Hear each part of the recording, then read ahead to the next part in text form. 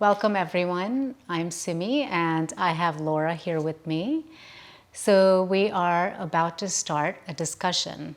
Hope you get some insight out of this. So one of the topics that we wanted to kind of talk about and learn and grow together is the topic of happiness. Right? So we hear the word happiness all the time. We're always looking to be happy, right? The human condition is such that we want to run away from pain. We don't want unpleasant experiences. We don't want anything that could hurt us physically or emotionally.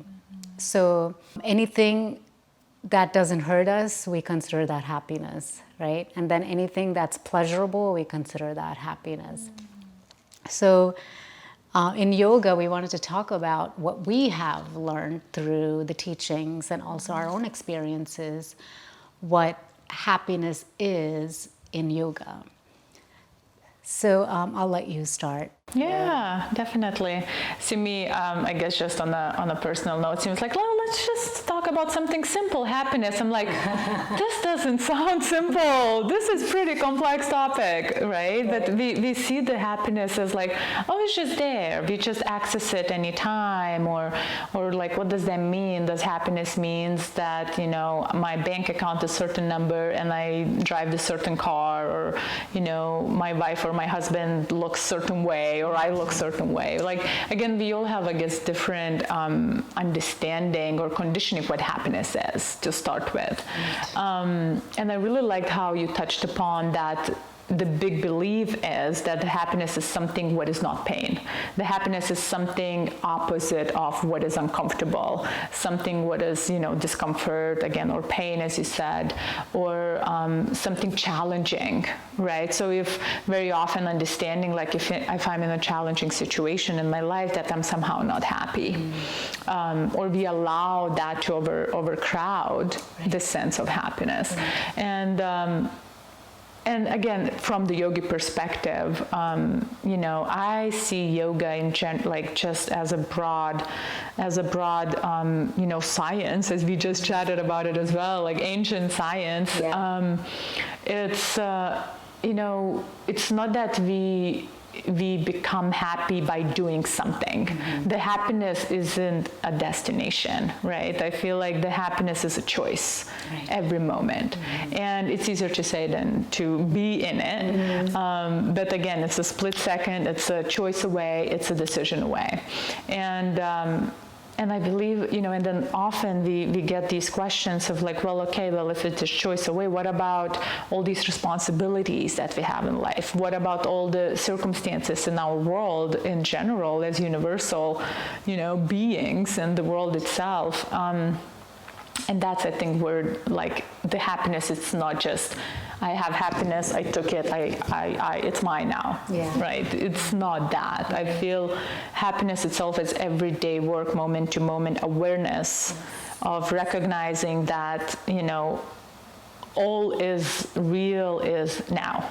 Meaning the reality that we're experiencing is in the moment.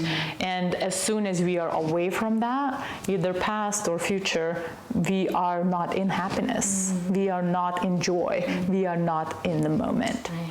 And again, from perspective as a, you know, practitioner, student of yoga, and, you know, have an opportunity to share that art as well, you know, I always say that the yoga, the physical asana, especially in the breath, the pranayama, helps us to connect with present moment by using this tool of physical body. Because when our awareness are completely in the body, we are in the present moment. So it means our mind is not clinging on the past or you know, have a fantasy about the future. I am here now. I am having a relationship with my glutes, my hamstrings. I'm feeling discomfort when I'm going into that stretch. So it feels I am here, right? And that's in yoga they say very often, like, can we find the ease in the most challenging position? And that is when we soften into the moment instead of resisting, right? And I think and that itself is what actually creates the sense of contentment, ultimately happiness. Again, I don't think we can put it in few words. It's like 3 hour or world, lifelong conversation. Right. The definition can be like in yoga, we talk about the teaching of santosha, which is contentment. And what we're taught is that contentment is not the type of happiness that we are used to believing, right? The happiness that we get when someone says, I love you. The happiness that we get when we get to eat a piece of chocolate cake. The happiness that we feel when we get a promotion at work or someone praises you, It comes and goes, right? Like, what if one day someone praises you and the next day they don't praise you? So, is your happiness dependent on that? What if one day you get your promotion, next day you're demoted? Like, is your happiness based on that? Same thing. What if one day you don't get chocolate cake? Yeah. Or you can never eat chocolate cake for whatever reason, Is your happiness based on that? So we've been taught the concept of santosha, contentment, which is not the fleeting happiness, where it's not related to anything external. And that's what you were talking about, like bringing it inward, taking it inward and finding out what true joy really is. So the definition seems so easy, right? Oh yeah, it's nothing external, it's internal. But like to cultivate that, now that's the hard part. That's yoga. That's yoga. That's yoga itself, right? It's like what it takes to get there. What it takes to find contentment. And as you find contentment, or you get to experience that, whether it's in meditation or in that moment where you are just feeling nothing externally is, perfect, or nothing external has changed, but you just have that moment of some inner peace and inner joy, not because someone did anything for you. It's just that, and we've all experienced it, but I think when we start to practice yoga, we begin to, we learn to consciously observe that and notice, okay, which pattern creates contentment, which pattern creates or makes me cling to the worldly definition of happiness, right?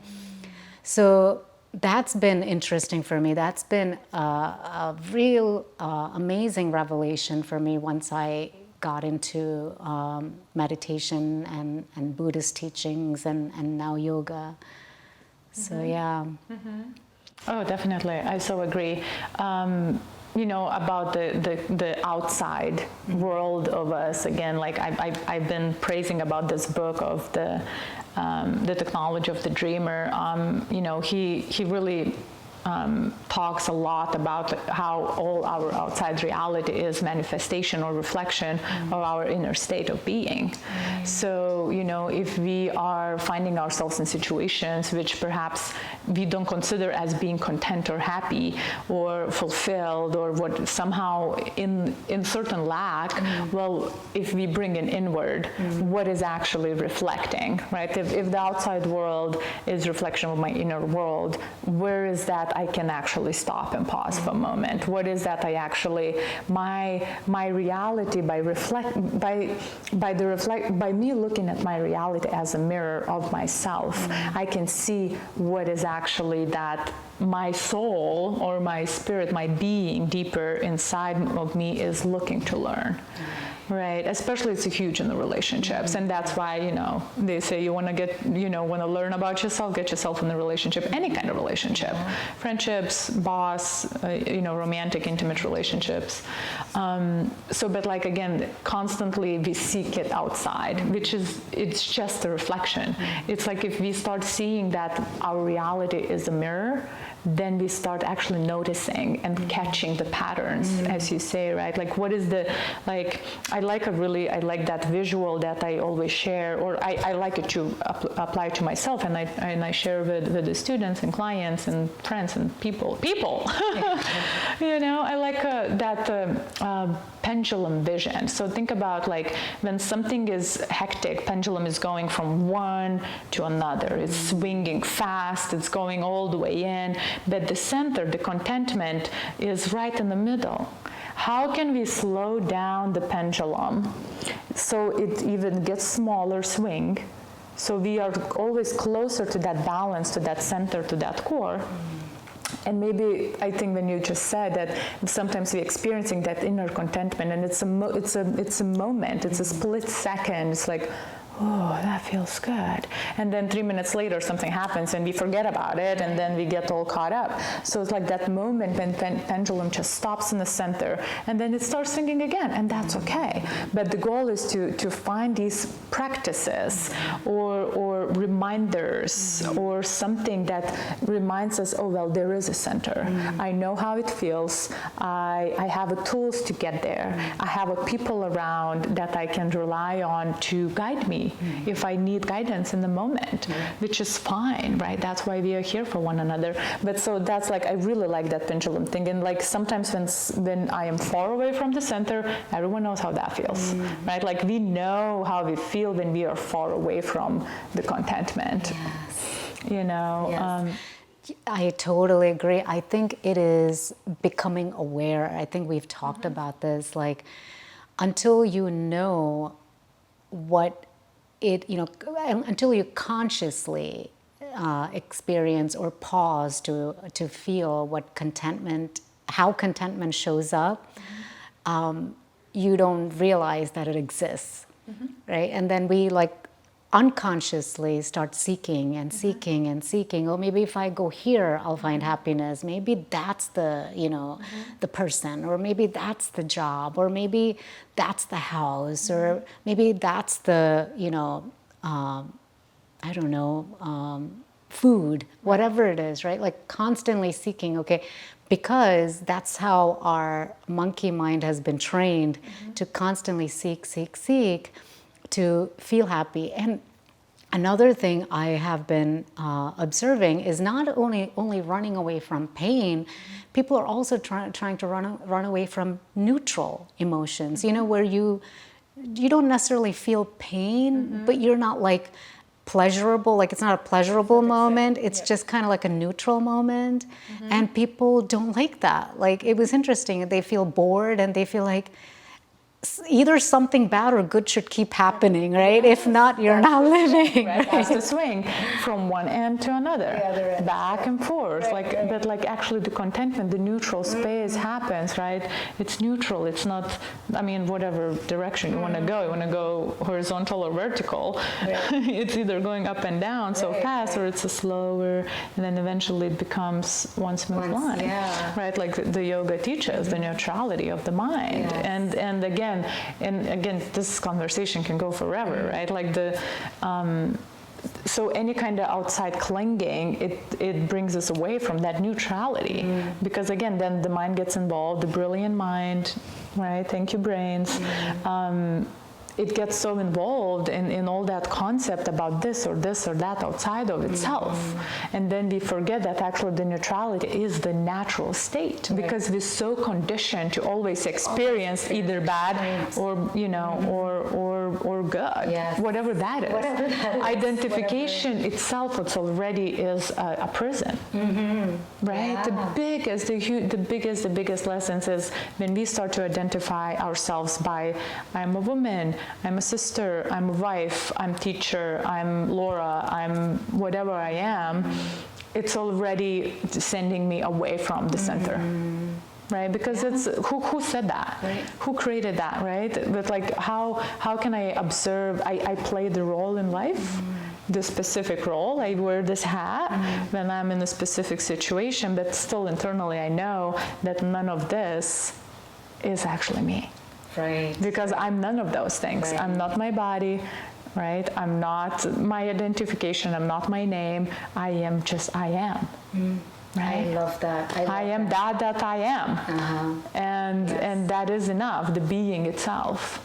Yeah. And I think there's so many root causes of not understanding or not experiencing contentment, you know. And one of the reasons people ask me like, how long will you teach yoga? And to me, it takes, it's a lifetime of practicing yoga. It's not just about, oh, I'm here teaching. It's even when I teach, it's a practice, and so for me, understanding first intellectually, understanding, oh, there's two different types of happiness. I didn't know that. Even Greek talks about two different types of happiness. So to know that, like, at some point, very wise people in, thousands of years ago, had subjective experience of two different types of happiness, and to know that one brought inner joy, one brought inner peace without the need of anything from the external environment. To me, understanding intellectually was great initially, So then once I said, okay, I want to commit. Now I want to commit to the path, to experience it, make it mine, right?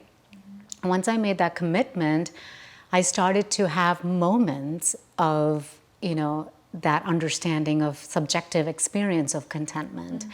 And then it would like go like real quick. And then the more I committed, just like you go to the gym and work out and then you start to see the results, like the more you practice, over time, you start to have prolonged moments of that, right? Sometimes like days can go by and you are in that the right understanding of happiness. Crazy things can happen and you are still okay. And I also notice when I don't practice, which I haven't done in a long time, I do practice now because of the experience of not practicing, that I notice I begin to react. I go back into autopilot because it's 30-something years of reacting a certain way. So it takes that much more time to continuously get to a place of abiding in contentment or inner peace. So to me, first it was the intellectual understanding, and then the second was making a commitment to the practice.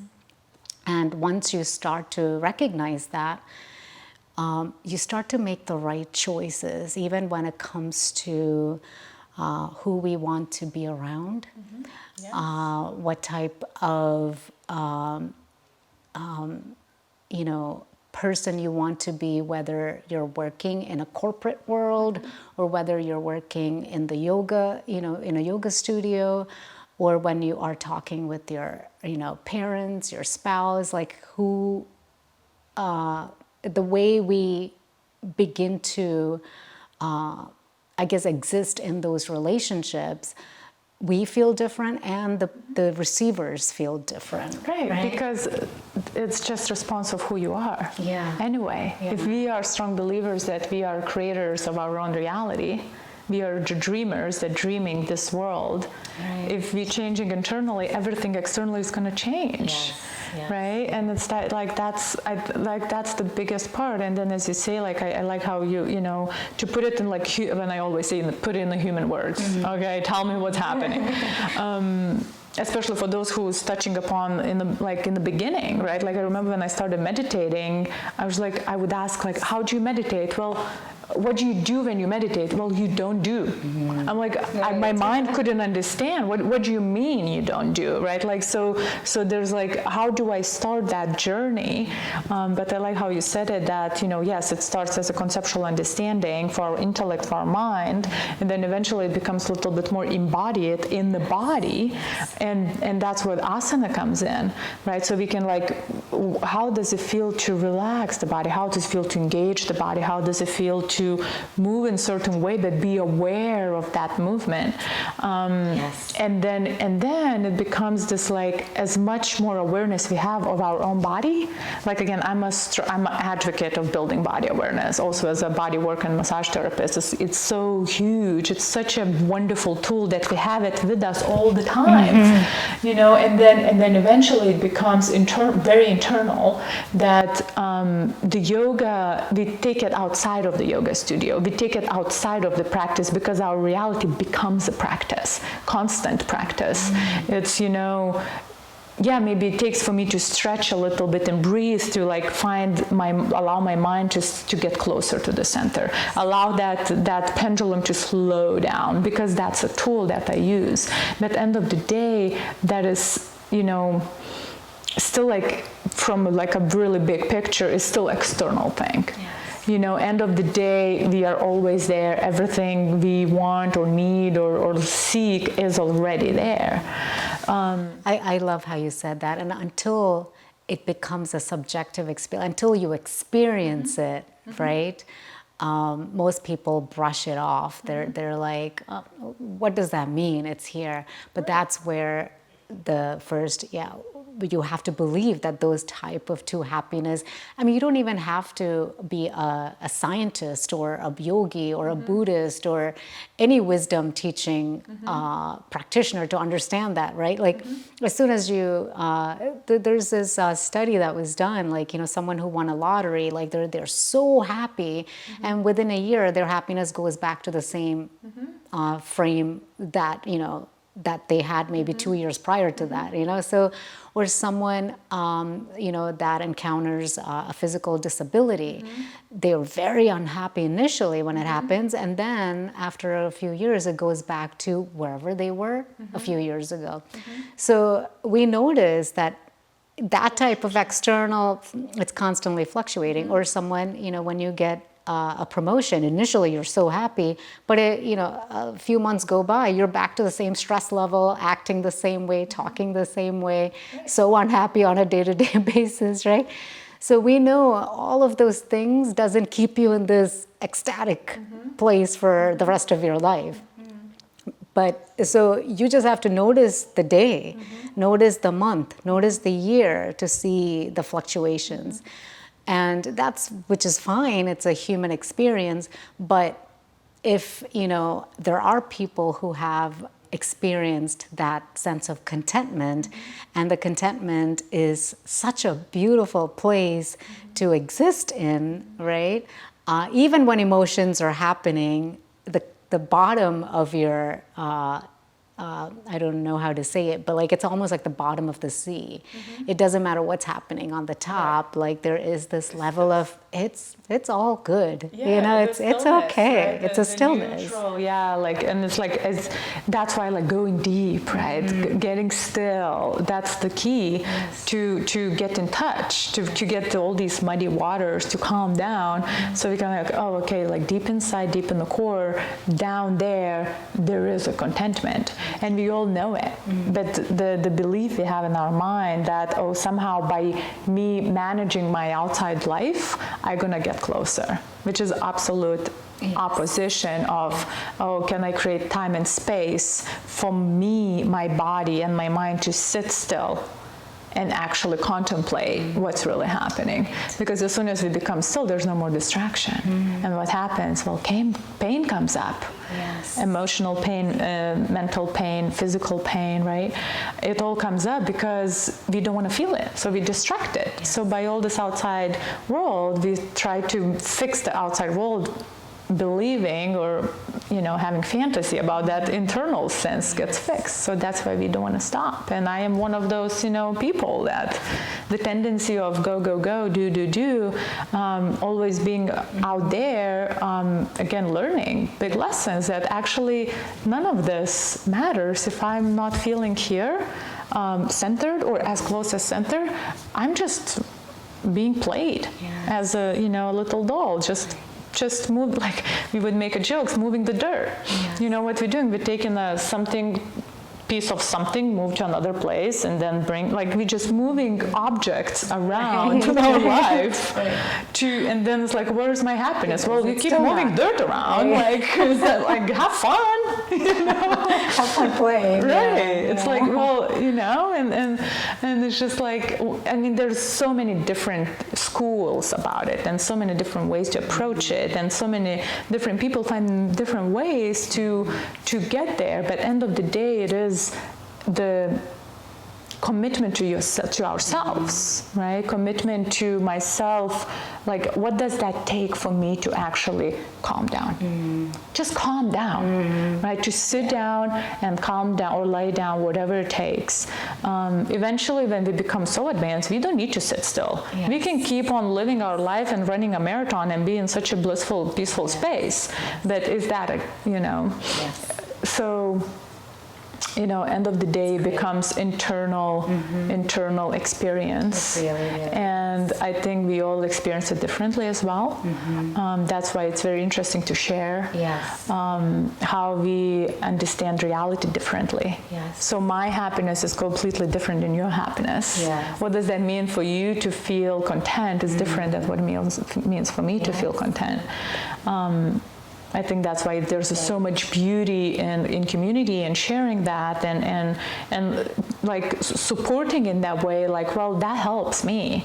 Like, not necessarily that's your medicine, right? But that's what I do when or not do, in this case, for me to get closer to contentment. I couldn't agree more. I couldn't agree more.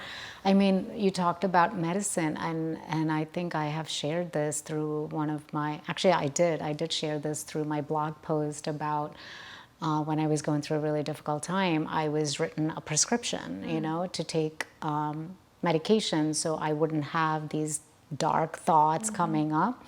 That's when I got into meditation. Yes. That's when I found meditation, because I'm sitting there thinking, okay, this incident is what's causing me so much unhappiness, suffering, and I don't want to just take a medicine and kind of like put a Band-Aid over it, because why did these things happen, right? Like I had to find out, right? And how do I make sure it never happens again, right? As if I had some control, but I had to know. And going into meditation, that's where it's almost like you open some cabinets and you see like all these drugs, so many different types of pills, and that's how I felt. Like, you open the door of meditation and then there's like so much that you can answer just by sitting still, right? And you just don't know it at the time, but once you make the commitment, it's and I'm grateful that I got into meditation before I got into the asanas, because but then asanas ended up complementing. It just became so beautiful, because for me to understand, hey, stillness can happen even in the movement, is what yoga gave me. So that I don't have to sit still all the time to experience stillness. Like, okay, I can do the postures and I can move my body, which is healthy for one, for my physical body. But then also to know that there can be stillness in the movement, even when it looks like there's movement happening. Because realistically, there's movement happening in our body, subtle movements all the time, right? So it really gave me a different understanding of stillness, as opposed to you can't move, like you just got to sit like this. And and again, vice versa, the opposition of that. When we still, actually, we realize how much movement is there, and it's overwhelming, right? The mind can't stop, and mind goes all the directions, and the body hurts, and it's just not comfortable. And I would rather go take care of my emails, or have these phone calls to make, or vacuum the floor, whatever, right? It's like, well, that's the movement, that's the busyness of the mind and all these distractions that we keep distracting from the stillness, because that's how we, again, the conditioning we are being exposed in this society, it's tremendous. We can't even understand, like literally sometimes I'm like, we can't even wrap our mind around how conditioned we are. We can't. Yeah, and we have to surrender to that. It's like, okay, well, that's the world we live in, and I'm one of them.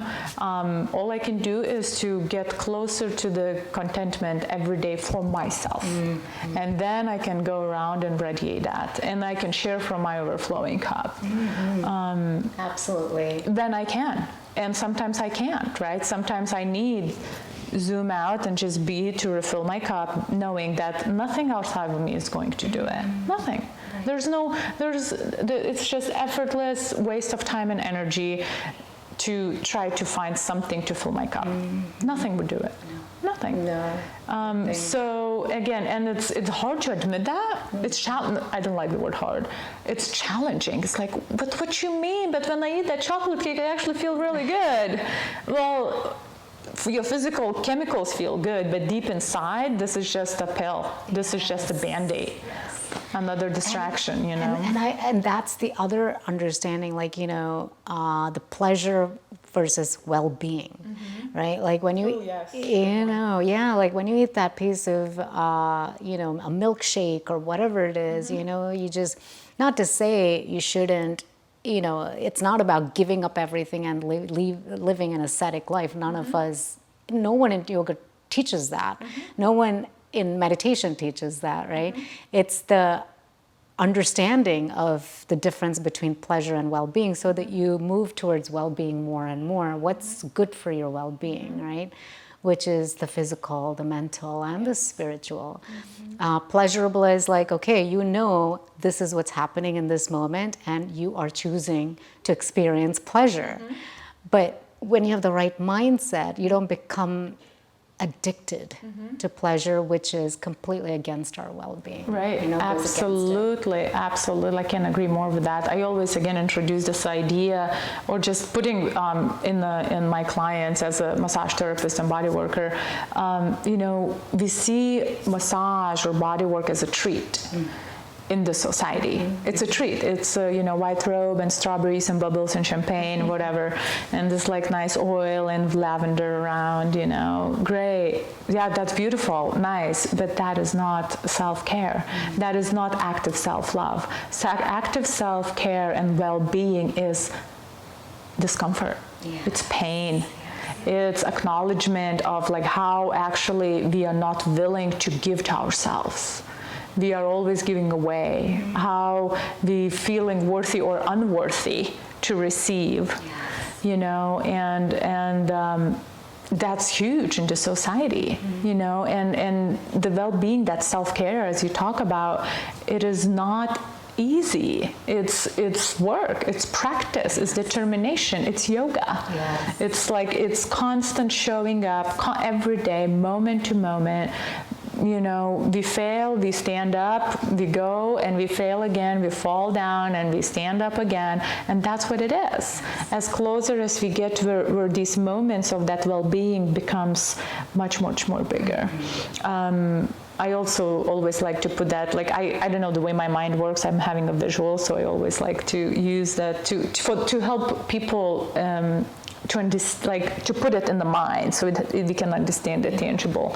So I always say, when we create space in the body with yoga asana, by stretching and strengthening the body, right? We're creating space, we're lengthening, we lengthening the joints, we're stretching, we're moving things around, we're creating space in the physical body. And if the body is a tool, automatically we're creating space in our mental body, right? Our mind. And we create space in our emotional body, which, you know, ties into energetics and spirit itself, oneness, the yoga itself, right? So again, we can like, that's the beauty of yoga. By affecting one, all these layers is going to be affected. It's like a ripple effect, you know. By just show, even if I feel emotionally whatever I feel that day, but me showing up on the mat and stretching my hamstrings actually will get me closer to remembering what the contentment feels like.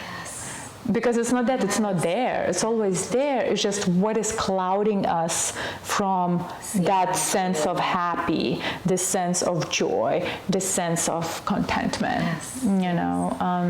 It wasn't until it became a subjective experience.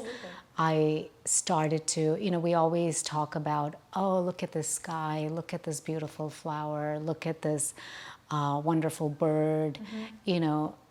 Usually we notice those things when we're on vacation. We're like, look at this, you know, you're in Tuscany or something, right? Like, and you're like, look at this gorgeous sunset when it's happening every day, like right outside, right?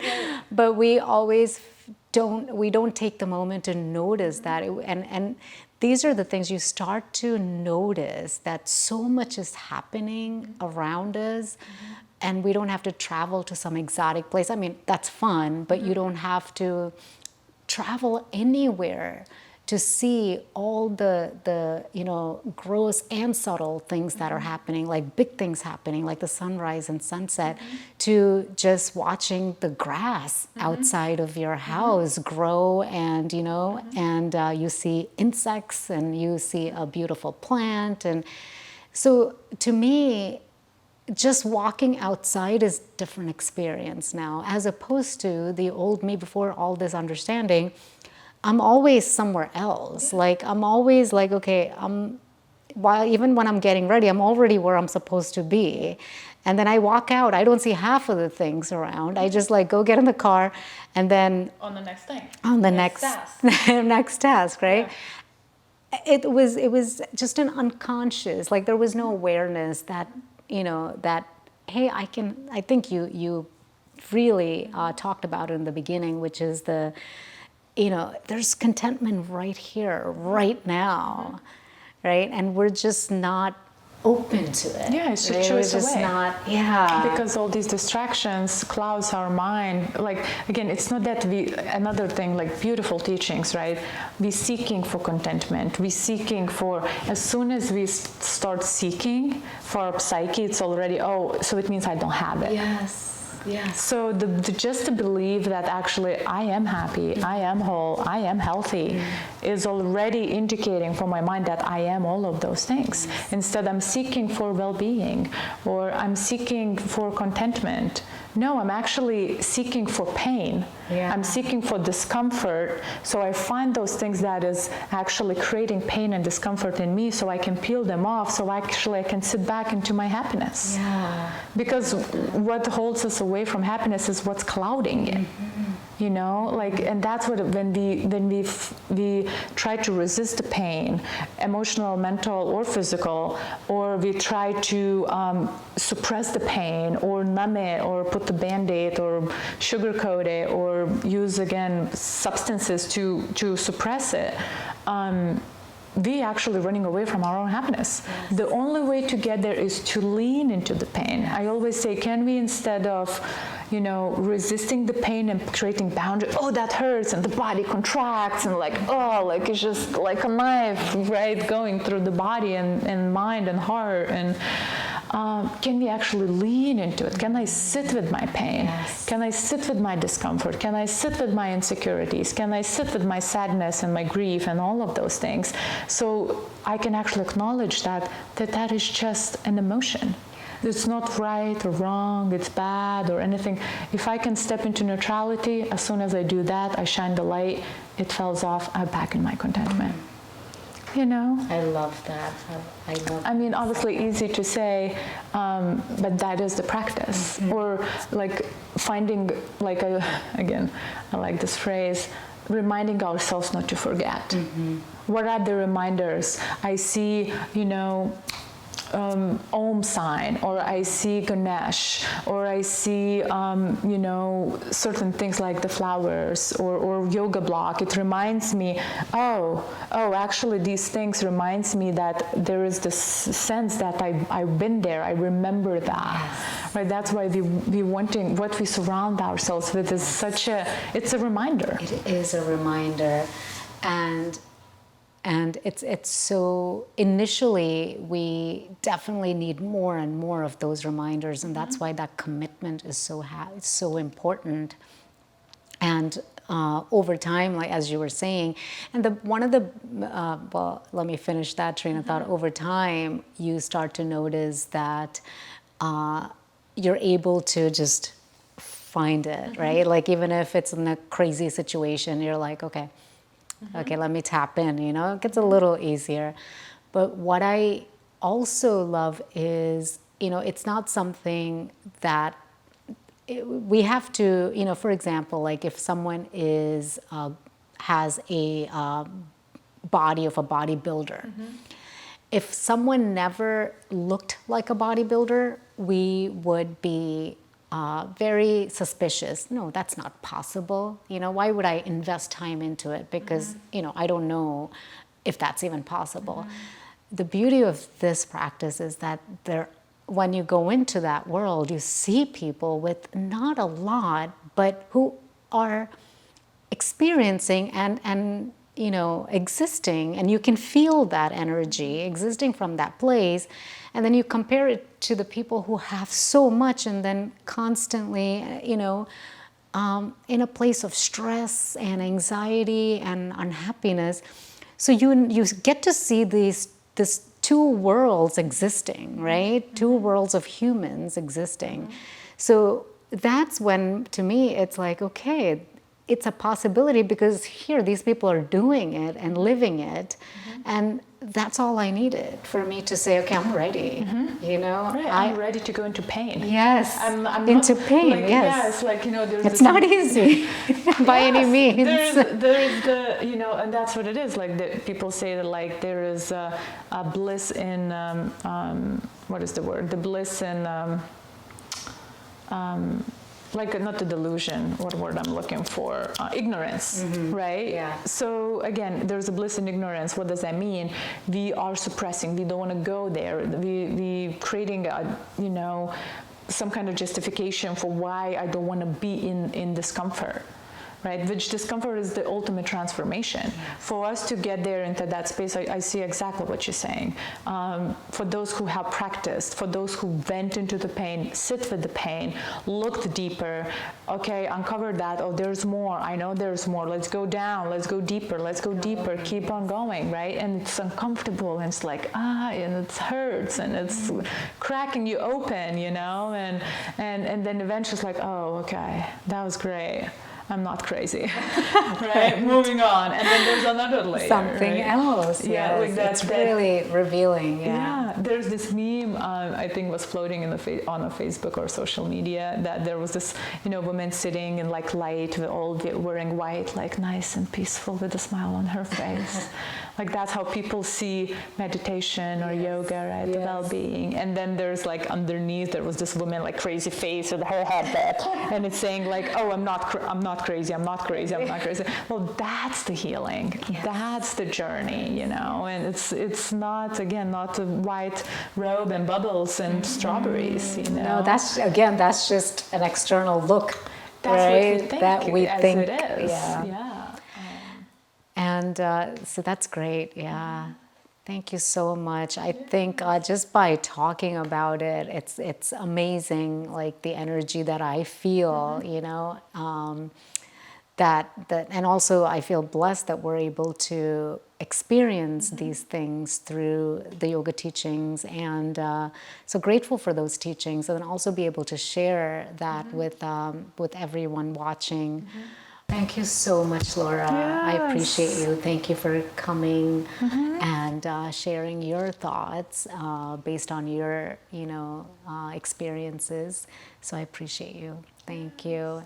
Thank you, everyone, for sharing the virtual space with Laura and I. If you liked this video, let us know that you liked it, and also let us know if you have any comments or anything that you may have learned on this topic that we just shared. Thank you, everyone.